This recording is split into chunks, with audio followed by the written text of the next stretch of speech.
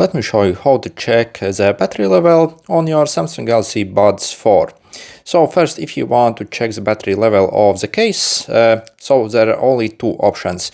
So you see, if you simply press this button here once, so press it once, if it says green, that means it has got still like plenty of charge in it.